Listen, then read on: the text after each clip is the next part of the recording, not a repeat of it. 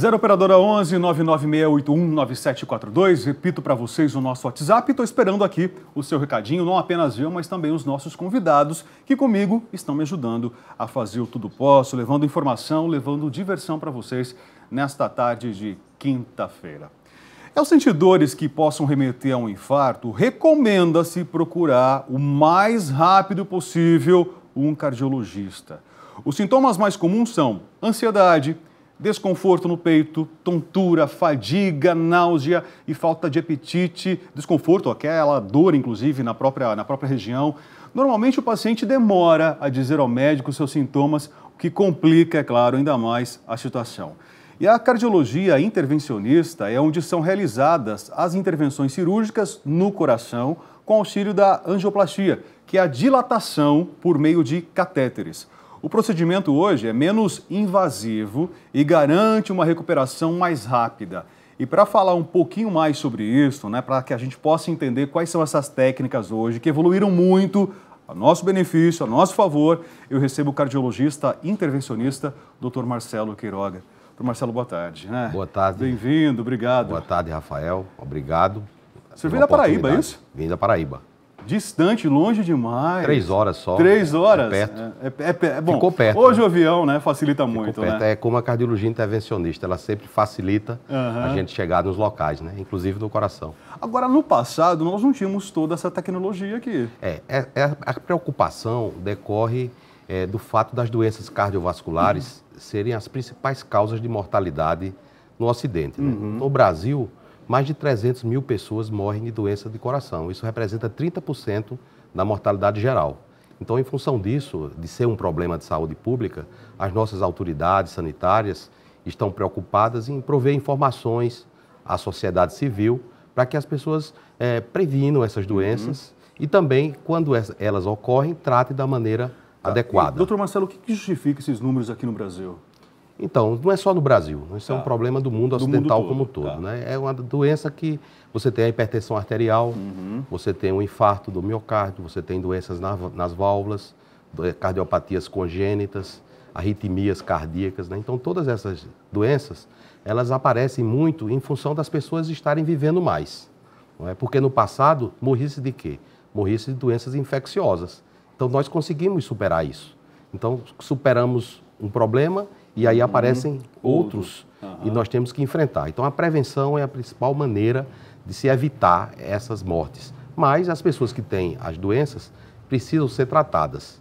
E o infarto do miocárdio, como você citou, é a principal causa de morte no Brasil. Então, estima-se que mais de 80 mil pessoas morrem de infarto por ano no Brasil. Imagine você um Maracanã inteiro de gente morrendo por ano, A gente se preocupa com a Zika, que também é um problema de saúde pública, mas não tem nem de longe o impacto que tem a mortalidade do infarto. Nós estamos no inverno, Embora, assim, as temperaturas estão variando de capital para capital. Imagino que o senhor estava com calor lá, chegou meio que no frio aqui. Sim. Deve ser mais ou menos isso. O Brasil é um país tropical, país tropical, Essa dimensão continental que nós temos aqui. Mas no inverno os problemas aumentam, A possibilidade. Então, se verifica uma incidência maior de eventos coronarianos. Não existe assim uma causa que a gente possa atribuir, uma causa exclusiva, Mas, por exemplo, no inverno as pessoas ficam mais sedentárias, certo? Aumenta o peso e por isso às vezes aumenta a pressão arterial. Até as condições atmosféricas propicia determinados poluentes no ar atmosférico que pode contribuir, por exemplo, à ruptura de uma placa de gordura. A placa de gordura é um acúmulo de gordura no interior da artéria que é o que causa infarto, Então, isso pode ser as razões pelas quais a gente tem uma incidência um pouco mais elevada, mas eu diria que em matéria de doença do coração não tem estação. Isso acontece o ano inteiro. Agora, doutor, antes da gente chegar nas técnicas hoje, como a gente falou, menos invasivas, esse avanço tecnológico, tem como eu prevenir esses problemas cardíacos, esses problemas do coração? Por exemplo, não fumar é uma forma de prevenir. Isso é ótimo. O controle da hipertensão arterial, evitar o sedentarismo, controlar o peso, o estresse, você aí falou da ansiedade, o estresse do dia a dia. É algo difícil da gente conseguir evitar o estresse, sobretudo quando a gente se depara com os problemas que estamos hoje, Então é difícil controlar, mas esses fatores, eles podem ser controlados e interferir positivamente na redução desses indicadores. Mas o problema é que quando o infarto chega, ele já chega de repente, né? Ele não pede licença. Não, ele não pede licença. E às vezes o primeiro sintoma é a morte súbita. Então, não tem recurso, não pode nem recorrer ao STF. E o que fazer nessa situação, então, doutor? Primeiro a gente tem que informar a sociedade quais são os sintomas. É por isso que a Sociedade Brasileira de Cardiologia Intervencionista criou a campanha Coração Alerta, para informar as pessoas sobre como reconhecer o infarto. O principal sintoma do infarto é a dor no peito. O indivíduo tem uma dor no peito, é uma dor opressiva e muitas vezes se associa a suor frio. Essa dor, como que eu posso mensurar essa dor? Como se fosse um aperto. Um aperto no peito, aperto. É isso? Isso é a dor típica, é a forma... É interna? É um aperto do peito, como se alguém estivesse apertando o seu peito. Né? E às vezes se irradia para o braço, ou para o pescoço, ou para as costas, e se associa com suor frio. Então, quando a pessoa está com um quadro de infarto, o suor frio, a sudorese, é um dos principais sinais. E aí, diante disso, tem que procurar o hospital. Mas é uma soma de fatores, então. A dor no peito pode ou não irradiar pelo braço? Pode ou não. Tá, perfeito. E às vezes não tem dor no peito. Às vezes não tem dor? Às vezes não tem dor. Então, aí fica difícil, né? Às vezes o sintoma pode ser um sintoma digestivo, pode ser uma dor nas costas. As pessoas, elas têm dificuldade de reconhecer, mesmo com todas as campanhas que informam vocês da imprensa, da mídia, sempre divulgando, mas muitas vezes a pessoa diz, pô, isso não está acontecendo comigo, né? Mas está. Se tiver com uma dor no peito acima de 40 anos, uma das possibilidades é infarto. Vá para o hospital, certo? Aí chegando no hospital, o melhor é atender o paciente rapidamente. Então, geralmente, o infarto decorre de um entupimento por coágulo na artéria do coração. Aqui, inclusive, né, quando eu fiz a apresentação, muitas vezes as pessoas têm dificuldade de explicar para o próprio médico que está atendendo ali, no pronto-socorro, nesse caso, né, que sintomas que ele está sentindo. Ele pode perder o sentido, inclusive, nessa situação? Pode ter como eu falei, pode ter até uma morte súbita, certo? Mas ele chegando no hospital, um médico urgentista saberá reconhecer o infarto pela clínica e também pelos exames. Nós temos um exame antigo, o eletrocardiograma, mas é extremamente informativo, porque pelo eletro a gente tem como diagnosticar o tipo de infarto e qual providência deve ser tomada mais rápido, né? Quando a artéria está totalmente fechada, a gente tem o que a gente chama de infarto com supra. É uma característica que observamos no eletro. E aí, nesse caso, a melhor intervenção é desobstrução por cateterismo. O infarto acontece porque a artéria se fechou. Fechou. Ela fecha por um coágulo que se soma a um acúmulo de gordura que tem no interior da artéria. A artéria coronária é esse vasozinho sanguíneo que leva sangue para o músculo. Vamos lá. Então, a artéria coronária leva sangue para o músculo. O vermelho ou o azul ali? O vermelho. O vermelhinho. Então, o sangue é o combustível do músculo. Então, quando essa artéria entope, ela geralmente entope porque tem um acúmulo de gordura, que a gente chama de placa, mais um coágulo. Né? Então, diante disso, eu tenho que desobstruir essa artéria. E quando acontece o entupimento, eu tenho até 90 minutos para desobstruir essa artéria e não causar dano ao músculo. Porque se retarda muito o tratamento, por exemplo, depois de 12 horas da artéria fechada, o benefício é quase nenhum. Se eu consigo desobstruir isso em até 90 minutos, o coração se recupera. Porque quando acontece um infarto, o músculo sofre necrose, ele morre. E no lugar do músculo, que contrai, que bate, fica uma cicatriz que não tem atividade contrátil. Então o coração dilata, o indivíduo fica com o coração fraco. Né? Por isso que é importante a gente desobstruir a coronária. Porque quando a gente faz isso, a gente não só melhora os sintomas, como nós conseguimos salvar vidas. Se a artéria permanece fechada, a mortalidade hospitalar pode ser da ordem de 30%. Ou seja, em cada 100 que chega no hospital, 30 morrem dentro do hospital. Então, se eu consigo desobstruir, esse nível de mortalidade cai para 5%. É por isso que precisa as equipes, os hospitais estarem treinados para reconhecer isso, certo? E adotar a providência adequada. Quando não dispõe de um setor de cateterismo, para a gente desobstruir, tem drogas, fármacos, os agentes trombolíticos, que podem ser, inclusive, infundidos nas ambulâncias do SAMU. Então, você pode fazer o trombolítico e depois faz o cateterismo cardíaco. Doutor, eu consigo prevenir, eu não sei, né? De repente essa obstrução vai acontecer. Enfim, né? A gordura está se formando ali. Eu consigo fazer uma desobstrução prévia? Consegue. É porque essa doença tem duas formas de manifestação. Tem a doença crônica, que é amigável. Ela não tem uma taxa de mortalidade tão alta. E tem a doença aguda. Então, imagine um vulcão. O vulcão, quando ele não está em erupção, a gente vai, sobe no vulcão, olha para dentro, certo? Pode até entrar dentro do vulcão. Mas quando está em erupção, é perigoso. Então, o infarto é um vulcão em erupção. Já a doença crônica, essa que a gente trata antes, ou com uma cirurgia, ou com desentupimento com stent, ou com remédios. Porque você falou dos avanços técnicos, Mas as medicações evoluíram muito também. Tá, mas nesse caso, por exemplo, eu bato na porta do consultório cardiologista e falo assim, ó, quero saber como está a saúde do meu coração. O senhor me encaminha para o exame para fazer um... O primeiro é a consulta, né? São os sintomas e os exames que o paciente precisa, né? Então, um eletrocardiograma, um teste ergométrico, às vezes uma cintilografia do miocárdio, uma tomografia computadorizada das coronárias, e aí pode chegar o cateterismo. Né? Porque há indicações para cada um desses métodos. Não sai fazendo assim. Ok, claro, certo? Claro. Indiscriminadamente. Mas através do exame você pode ver assim, ó, você tem propensão Isso, aí você tem, por exemplo, um entupimento na artéria, ou 2 ou até 3. E aí pode ser que seja um candidato à cirurgia com o peito aberto, quando tem uma doença muito difusa, que compromete muitos vasos, indivíduos diabéticos. Aí a gente geralmente encaminha para o procedimento cirúrgico. Quando a doença é mais localizada, a gente pode tratar com esse catéterzinho aqui, que chama stent, né? Tá, o problema é que assim, a cirurgia ao peito aberto... Olha cá, tá, é o stent. A cirurgia de peito aberto tem muitos pacientes que acabam não resistindo em função do próprio estilo de vida, da idade. Isso, né? Então, a cirurgia de peito aberto é um Deixa eu mostrar de novo o stent, doutor. É um tratamento muito seguro, não é? E que tem indicações precisas e que hoje no Brasil se faz bem e com bons resultados. O que tem que existir é uma triagem adequada dos pacientes. Aqueles que vão para a cirurgia são aqueles que mais vão se beneficiar da cirurgia. Aqueles que vão para a angioplastia são aqueles que vão se beneficiar da angioplastia. Perfeito. E no caso da angioplastia, sobretudo da doença coronariana aguda. E quando a gente faz angioplastia, seja a angioplastia no infarto agudo ou nas síndromes coronarianas agudas, nós prevenimos morte, evitamos morte. Né? Então, é algo importante. Tá, então o stent... O stent é colocado na artéria coronária que está obstruída. Por onde entra o stent? Pode entrar pela artéria daqui do pulso, pela artéria radial. Tá bom. Ficou muito pouco invasivo. Ou pode ser pela artéria da perna, pela artéria femoral. Tá. Né? São técnicas alternativas que, de acordo com o caso e com a experiência das equipes, se pode utilizar uma técnica ou outra. Nós temos um vídeo que melhor exemplifica isso, né, doutor? Esse vídeo aí é em relação à doença das válvulas. Das válvulas, tá. Curioso, Rafael, que essa tecnologia toda, né, a gente pensa que isso aqui é um método recente, né? O primeiro cateterismo foi realizado em 1929. 1929? E naquela época ninguém queria fazer cateterismo, né? Tanto que o médico fez nele mesmo. Ele fez? Ele se auto-fez? O doutor Werner Frossmann, um alemão, com auxílio da enfermeira, cúmplice dele, introduziu um catéter na veia e foi lá no coração.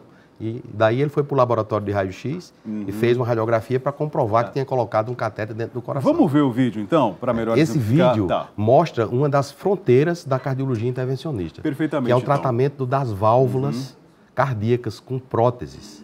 Quer dizer, na época que Frossmann colocou o catéter em si mesmo, ele nunca imaginava que a gente ia poder substituir uma válvula do coração por meio de cateterismo. Né? Doutor, vai narrando para a gente, então. Aqui, olha, a válvula aórtica é a porta do coração. Tá.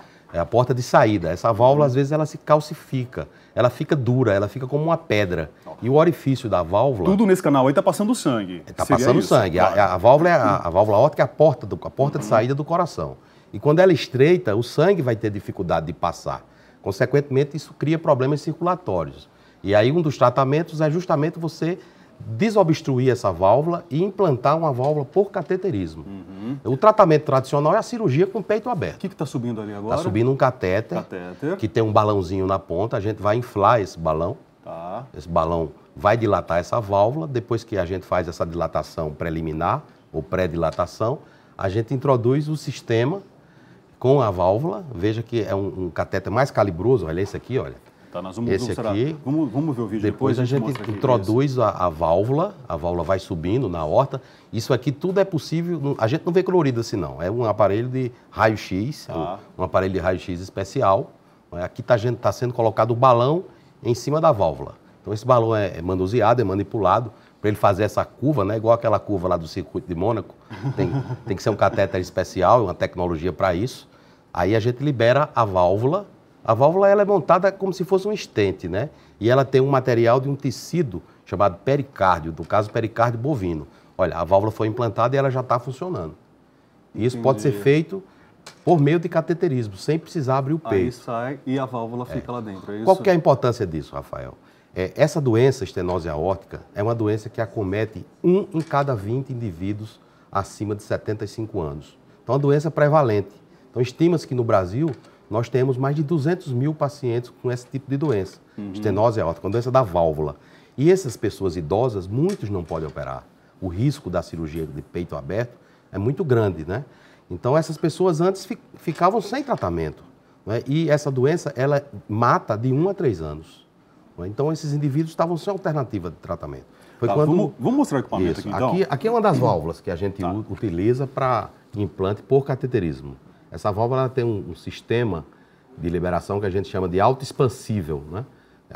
Ela vai como se uma membrana por cima dela e a gente puxa essa membrana, e ela abre no local e começa a funcionar. E ela é introduzida através... Ela é introduzida através desse catetezinho que a gente coloca na perna. Tá? Grosso assim? É, grosso assim. Mas isso aqui já é fino. Tá. Porque no passado era mais calibroso. Mais calibroso ainda? E é um dos problemas que era a questão da via de acesso, né? Por onde colocar. Hoje esse sistema já foi miniaturizado.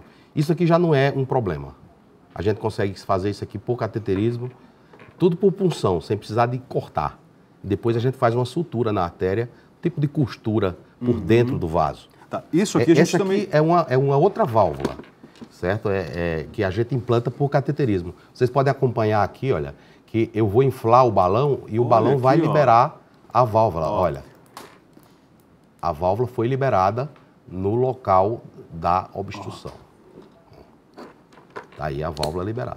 Volta de novo para a gente. Depois eu vou abrir, olha, você vai poder pegar na válvula. Olha aqui, ó. Pode tirar ela do cateter. Perfeito, olha. Tá olha aqui. Então, na verdade, seria esse efeito. Inflou, perfeito. Abre a válvula. Aí a válvula fica no coração, é isso? E aí sai o catéter. Agora, qual que é a importância desse tratamento? É porque a gente inclui numa faixa terapêutica idosos que estavam sem qualquer perspectiva de tratamento. Esses idosos iam morrer. E com esse tratamento, a gente consegue salvar a vida. Em cada 5 que eu trato, eu consigo salvar uma vida em relação ao tratamento conservador. Né? E se for 500, eu consigo salvar 100 vidas.